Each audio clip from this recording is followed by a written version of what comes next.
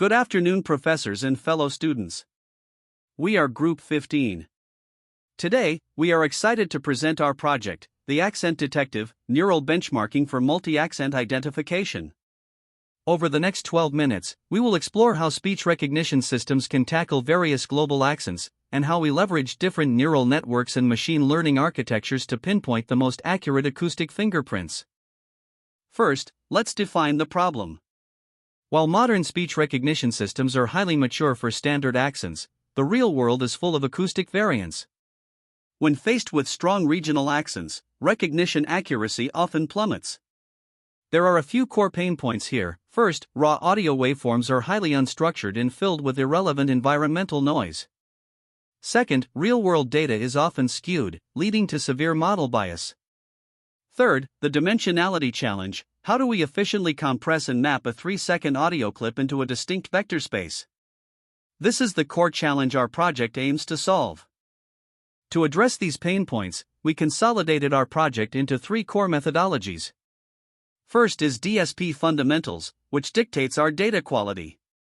Next is the main event, multi-architecture benchmarking, where we implemented everything from classical machine learning to cutting-edge deep learning. Finally, metric-driven evaluation, to ensure our system remains truly robust in real-world scenarios. Here is the end-to-end pipeline of our system. From initial feature selection, rigorous experiment design, and multi-model construction, all the way to final metric evaluation and analysis. I will now break down these steps sequentially. Regarding the dataset, we utilized the open-source Mozilla Common Voice. Please note a critical decision we made here, the regional parity strategy. We didn't just feed all available data into the models. Instead, we strictly curated 5 core global accents, Australia, Canada, England, India, and the USA, and forced exactly 5,000 samples for each, totaling 25,000 samples. Why? Because without this strict balance, a model could achieve a falsely high accuracy simply by guessing the majority class. This balancing strategy is the foundational bedrock for all our subsequent experiments. With balanced data in hand, we moved on to feature engineering. We couldn't let the models consume raw waveforms directly. Therefore, we transformed the audio into 2D log-mel spectrograms. What you see on the screen is the spectrogram of an Australian accent. Through these 128 mel bands, we successfully visualized the sound. This not only simulates human auditory perception but also converts the audio into a 128 by 128 pixel matrix, allowing us to directly leverage powerful models from the computer vision domain. Next, we enter the architecture benchmarking phase. Our first contender is the king of classical machine learning, XGBoost. We set this as our baseline. However, XGBoost struggles with massive pixel matrices, so we didn't feed it raw images. Instead, we extracted high-density statistical distributions from the spectrograms, such as the mean and standard deviation. Using an ensemble of decision trees and a 1 versus rest strategy, we wanted to see how far pure, traditional feature engineering could push accent identification. For our second model, we introduced the concept of spatial modeling, the 2D CNN. Here, we treated the spectrogram entirely as an image.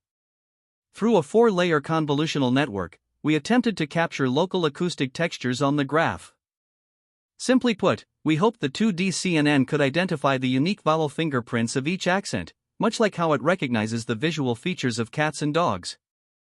Beyond just looking at audio, we also conducted a bold experiment, the late fusion architecture. We hypothesized that if the model knew the speaker's age and gender beforehand, it might predict more accurately.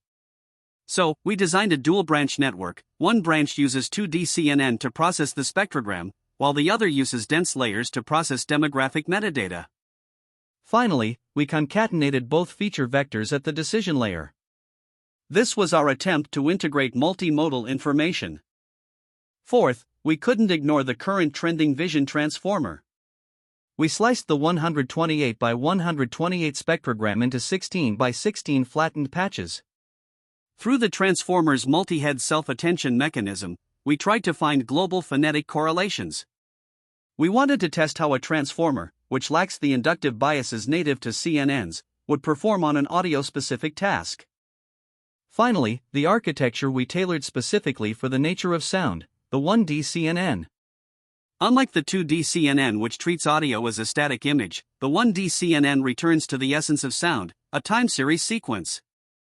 We let 1D filters slide along the temporal axis, focusing exclusively on capturing how energy flows and transitions over time. It has fewer parameters and is highly efficient, perfectly aligning with the physical properties of speech. After running these 6 models, here are our raw performance metrics. And here are the confusion matrices. As you can see from the heat maps, some models performed perfectly along the diagonal, while others, like the VIT, showed severe misclassification and diffusion on specific accents. To interpret these complex matrices, we must rely on an objective gold standard, which brings us to our comprehensive benchmark. This bar chart represents the final verdict of our experiments. As you can see, surprisingly, the 2D CNN and VIT, which treated sound as visual images, performed the worst, scoring around 0.54. Meanwhile, our XGBoost baseline, backed by solid feature engineering, proved highly robust, securing second place with a score of 0.675. But the undisputed champion of the board is our 1D CNN.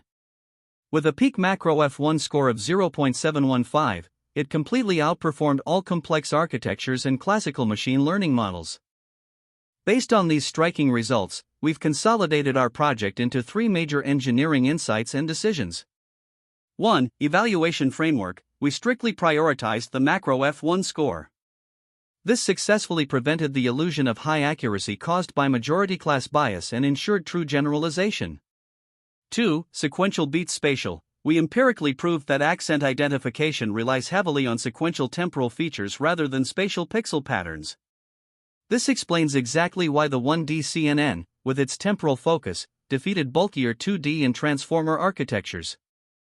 3. Our production engine. Ultimately, we have officially selected the 1D CNN as our deployment blueprint. It delivers the optimal balance between high accuracy and real-time inference latency. With the theory and architectures covered, we will now move into the demo phase, allowing you to experience the recognition power of the Accent Detective firsthand. Hello everyone, and welcome to our final project demo.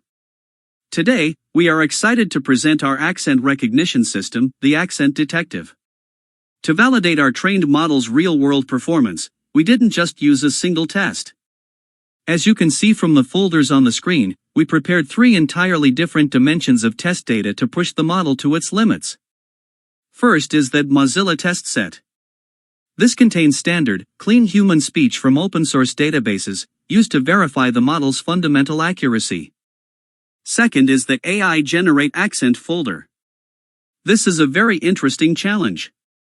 We used advanced AI speech synthesis to generate audio with extreme accent features. This proves our model has truly learned the underlying acoustic features, rather than just memorizing specific human voices.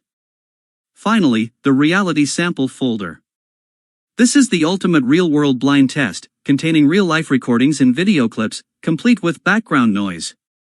We want to test the model's anti-interference capabilities and real-world robustness. Now, let's jump straight into the system interface. We will select audio and video files from these 3 folders and feed them into our trained model for analysis. What are the movie times for Massachusetts X Corporation?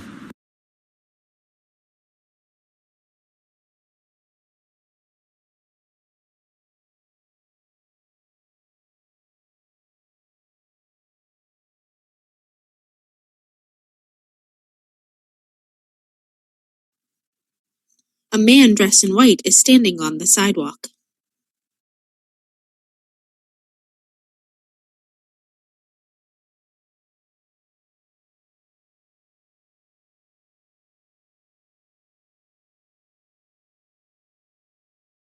People walking down sidewalk next to a line of stores.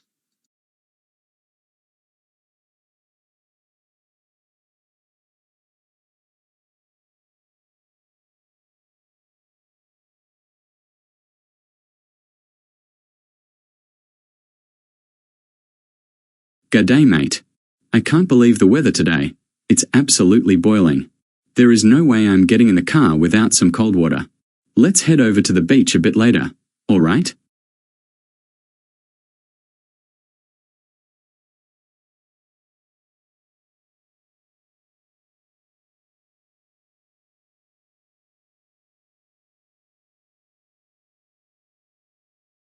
The weather is very warm today. I think it is at least 33 degrees. Please bring some cold water and 3 thick books from the library for my brother.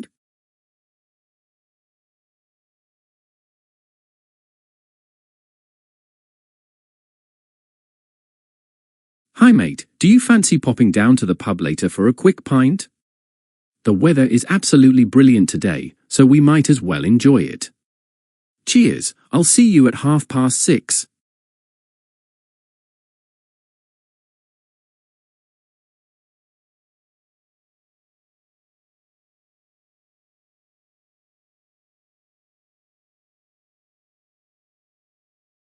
I'm tired of indulging your foolish lifestyle. It's time you learned responsibility, and the only way to teach you that is to cut off your allowance. No, Daddy, no. There are lots of other ways to teach me responsibility. I know, you can give me an egg and make me take care of it for a week.